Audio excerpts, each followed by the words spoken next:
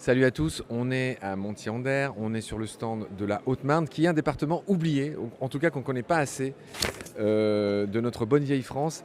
Et déjà pour le situer à la base, c'est à peu près entre Paris et Strasbourg, à peu près à mi-chemin. Et donc pour en parler, eh bien, on a Aline 1 Bonjour. et Aline, comme il se doit, 2. Bonjour Marc. Aline 1 et 2, donc pour parler de ce département, euh, on pourrait peut-être commencer par les villes les plus connues de la Haute-Marne. Quelles sont-elles, chère Aline 1? Alors on a trois villes qui sont connues en Haute-Marne. Donc du nord au sud, on a Saint-Dizier, qui est la plus grande ville en termes d'habitants. On va aussi dire, tiens, tant qu'on y est, les spécialités, Saint-Dizier, c'est la capitale de Mico. C'est ça, c'est la capitale de Mico. Mico y est basée avec les glaces que tout le monde connaît. Et on a aussi la spécialité de Saint-Dizier et de ses alentours, c'est la fonte d'art. Donc en fait les fontaines Valas, c'est les bouches d'entrée des métros à Paris qu'on retrouve. En fait elles sont fabriquées à Saint-Dizier. Alors, les autres villes, quelles sont-elles? Donc on a Chaumont. C'est rigolo, tu parles de quelles autres villes, quelles sont-elles? Bim, explosion d'un bouchon de champagne, c'est génial. Alors on a le champagne effectivement. Il y a Colombey-les-Deux-Églises donc, et ses alentours qui est connu pour le champagne. On a trois villages qui sont L'appellation d'origine contrôlée? appellation champagne, voilà. Et donc Colombey, pardon, c'est connu pour le général de Gaulle qui y habitait. Il y a le mémorial Charles de Gaulle à Colombey, il y a la boisserie, donc sa maison qu'on peut visiter. Il y a ta collègue Laura qui nous disait tout à l'heure, quand on préparait l'émission, que Colombey, il y a un espèce de musée qui raconte toute la vie du général de Gaulle, toute la vie des années 60. Parle-nous un peu de cet endroit à Colombey, les deux églises. C'est ça, donc c'est le mémorial Charles de Gaulle et en fait ça retrace vraiment toute la vie du général. Donc comme Laura disait, on peut y passer de 1h30 à, je pense, la journée si on est vraiment un passionné et qu'on s'attarde à lire toute son histoire. Et puis un passage obligé à la boisserie, là où il a habité. Et on a aussi, on peut aller se rendre sur sa tombe dans le village. Voilà.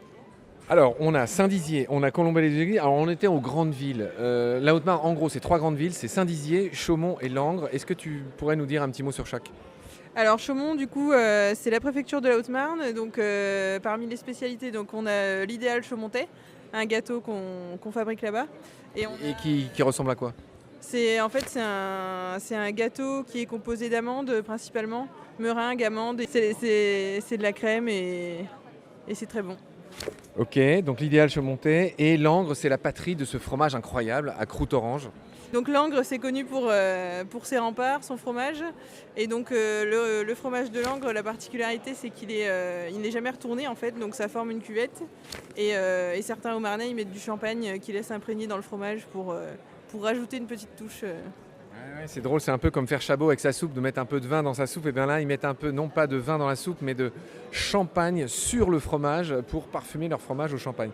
Ces Haut-Marnais sont décidément pleins de malice.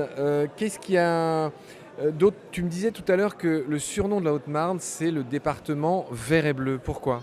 Oui, alors en fait, on a le lac du Der qui est le plus grand lac, un des plus grands lacs artificiels d'Europe. Et on a beaucoup de rivières aussi. On a les 4 lacs dans le secteur de Langres, en fait, où beaucoup de pêcheurs viennent. Et on a aussi le parc national de forêt. Donc c'est pour ça que c'est un département vert et bleu, parce qu'on a beaucoup de forêts et beaucoup d'eau avec nos rivières, nos lacs. Les rivières en question sont évidemment la Marne, c'est écrit, c'est comme le Port-Salut, c'est écrit dessus. Et il y a la Meuse. Donc voilà. Donc j'imagine grande patrie des pêcheurs. Et je me tourne vers Aline 1. Tu as prononcé le mot du lac du Der, c'est forcément cet endroit mythique pour les amateurs d'oiseaux, les ornithos, comme on dit, qui viennent y observer ces fameuses grues. Et il y en a plein en ce moment, à l'heure où on parle, là, on est fin novembre 2023. On est entouré, il y a plein de grues qui passent avec leur belle formation en V là. Et donc ce lac du Der, pour commencer, c'est un lac artificiel, n'est-ce pas, Aline 1? Oui, c'est un lac qui a été mis en eau, enfin construit et mis en eau en 1974. Et il a fallu pour ça aussi détruire 3 villages. Donc c'est quand même, Donc tu te souviens des noms? bien sûr, alors Chantecoq, Champaubert et Nuisement. La mise en eau du lac, c'est 1974. Donc en 2024, c'est les 50 ans du lac du Der, de la mise en eau du lac du Der. Alors la grande question, c'est pourquoi on a rempli cette plaine d'eau? À quoi ça sert ce lac? Au départ, c'est pas pour faire joli, évidemment.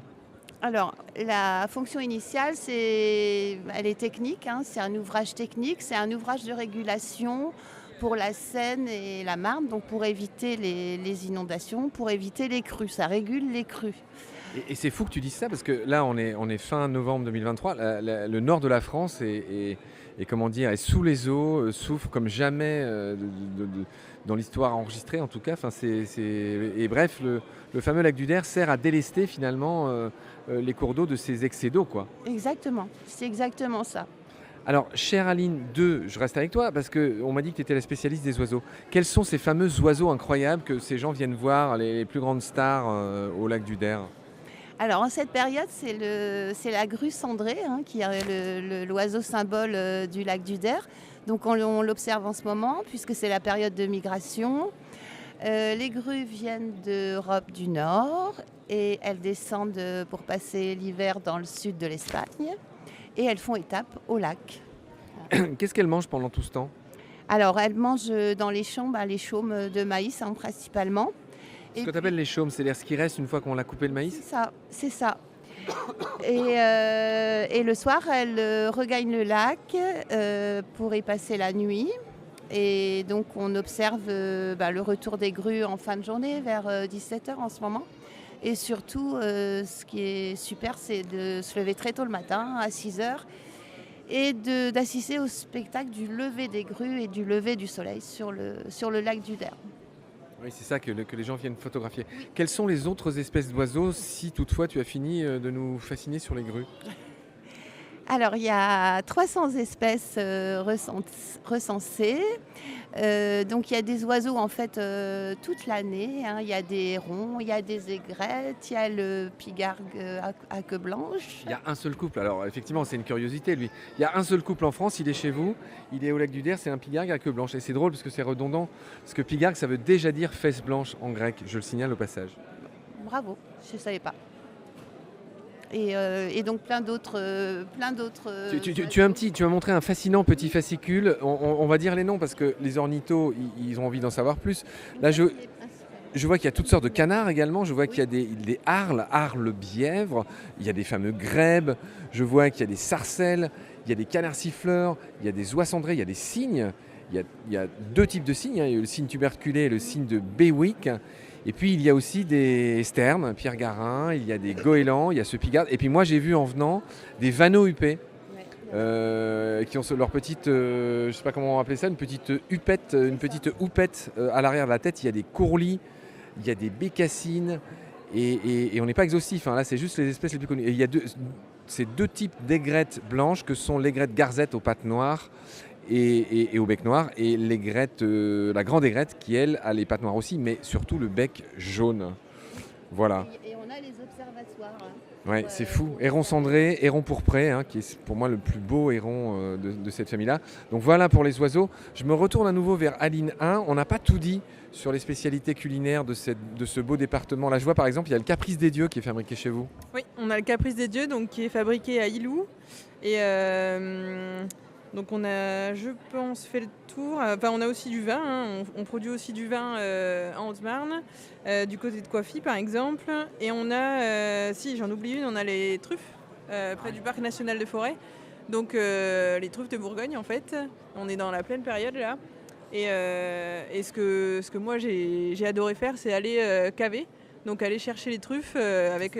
Ce que tu dis là, aller chercher les truffes avec un chien et pas un porc, ça dépend des régions. Chez vous, c'est avec des chiens apparemment? Oui. Et ça, cette action-là, ça s'appelle caver, le cavage? Oui, le cavage en fait, c'est l'action d'aller chercher les truffes avec le chien. Donc il y a des producteurs de truffes. Et toi, tu allais caver? C'est ça, ouais. Tu as bien cavé? Très bien, et du coup après on a le chien qui trouve les truffes, etc. Et après les producteurs du côté de Smoutier, là, ils font un repas de A à Z entièrement à la truffe, de l'entrée au dessert. Ah oui, c'est fou. Et effectivement, il y a un stand avec de la truffe. Qu'est-ce qu'on n'a pas dit, chers amis Aline?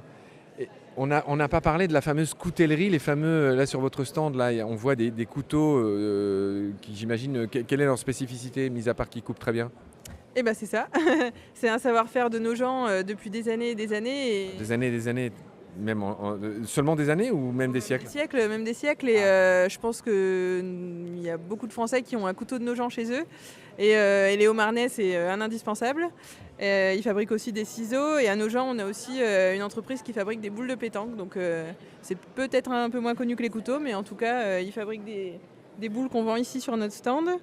Et on a aussi comme spécialité à Feibio la vannerie, où il y a une école, la seule en France, d'osiéiculture, pour apprendre à faire, à manier l'osier, en fait, à faire des paniers, etc. Ça, c'est ce que je trouve le plus incroyable de ce département. C'est vrai qu'il y a plein de surprises. Il y a aussi, pour ceux qui le souhaitent, et apparemment tu me disais qu'on venait du monde entier pour apprendre à faire des paniers en osier. Et ça se fait dans un petit village qui s'appelle Feibio. Oui, c'est ça, Feibio. Bon, les deux Aline, quelles sont les questions que j'ai oublié de vous poser ou les questions qu'on vous pose jamais? Qu'est-ce qu'on a oublié? Tu peux regarder la carte, hein, Aline 2. La carte. Qu'est-ce que toi tu voulais dire? Non, je voulais dire que le lac du Der, c'était pas seulement l'automne et les oiseaux, hein, c'est aussi toute l'année. Donc à partir du printemps, on peut pratiquer tous les sports nautiques. Il y a beaucoup d'infrastructures de loisirs, il y a beaucoup de sentiers de randonnée, des pistes cyclables, on peut faire le tour du lac à vélo. On a un patrimoine aussi super avec de l'habitat à Port-de-Bois, des églises à Port-de-Bois. Et voilà, et on est entre deux routes du Champagne, puisqu'on a les Champagnes au Marnais au sud, et puis au nord, on a les Coteaux Vitria. Donc on est vraiment entre deux. Bon, donc toi, tu es une grande sportive, le vélo, la musculation, d'accord. Qu'est-ce que toi, tu voudrais nous offrir en guise de cadeau d'adieu? Mis à part, alors vous m'avez déjà offert ce beau t-shirt qui dit je suis de la haute, hein, évidemment blagounette, et ça fait partie effectivement des petites blagounettes qu'on fait sur votre stand. C'est ça. Je pense qu'il y a une chose dont on n'a pas assez parlé, c'est le patrimoine au Marnais. Donc on a plein de châteaux, des beaux châteaux. On a le château de Joinville par exemple, où il y a plein d'animations en été qu'on peut visiter. On a le château de Cirey-sur-Blaise, où Voltaire a vécu. On a plein de châteaux, on a l'Angre, la cité fortifiée. Il y a plein de bâtiments, plein de petites cités de caractère dans lesquelles il faut aller se promener. Et puis il y a plein de petits joyaux à découvrir. Ouais, c'est fou, je vois le GR 703 qui coupe le département en deux. On a plein de chemins de randonnée à faire. Ouais, aussi, on a la Meuse. On a un circuit qui part, en fait, qui traverse la Haute-Marne, qui longe la Meuse et qui s'appelle la Meuse à vélo et qui remonte comme ça sur des centaines de kilomètres. Bon, très bien. Mesdames, est-ce qu'on a été complet sur nos histoires de Haute-Marne? Est-ce que vous êtes satisfaites l'une de l'autre et globalement de cette immense affaire? Non, faites comme chez vous. On discute entre amis. Oui, je pense qu'on a cité les éléments phares, mais après, venez découvrir le reste en Haute-Marne. Tu nous offriras un morceau de langue, ce fameux fromage agrémenté de champagne. Bon. Oui, merci. Je pense qu'on a dit l'essentiel, mais bon, faut venir à l'office de tourisme aussi, hein. On a plein d'autres infos à donner, évidemment. On demande Aline 1 et 2 et on est servi et on en a pour son argent, pour son temps, pour son énergie. Oui, c'est sûr. Très bien, eh bien merci à toutes les deux. Il y a Laura qui tient le stand, c'est dommage, mais on la salue aussi. Tu veux venir dire au revoir à défaut de... Bon voilà, Laura, allez, non, ne sois pas désolée. Pour tout dire à celles et ceux qui nous écoutent, on a eu un petit souci sur le premier enregistrement, pardon pour ça encore. Mais Laura, tu pourrais peut-être juste nous dire, toi, le truc que tu retiens de ce beau département dans lequel tu vis, c'est quoi? Alors moi, je retiens l'aspect médiéval, avec plein de villes, de petites cités de caractère, plein de vestiges qu'on peut voir, des donjons, on peut flâner dans les petites rues, dans les vieilles villes, et je trouve ça... C'est ça que t'aimes, c'est ce côté un peu historique. J'aime l'histoire. D'accord. Bon, ok, c'est vu, c'est enregistré. Merci toutes les trois pour nous avoir éclairé sur la Haute-Marne. Il n'y a pas de film célèbre où on a tourné en Haute-Marne ou des... On a justement sorti un film sur la Haute-Marne. On l'a fait et il y en a qui ont déjà été tournés d'ailleurs en Haute-Marne. Mais je parlais de films de cinéma mondialement connus. Pas mondialement connu là, celui qu'on sort, mais en tout cas, rendez-vous sur YouTube le 23 novembre. La vie au vert, bienvenue en Haute-Marne.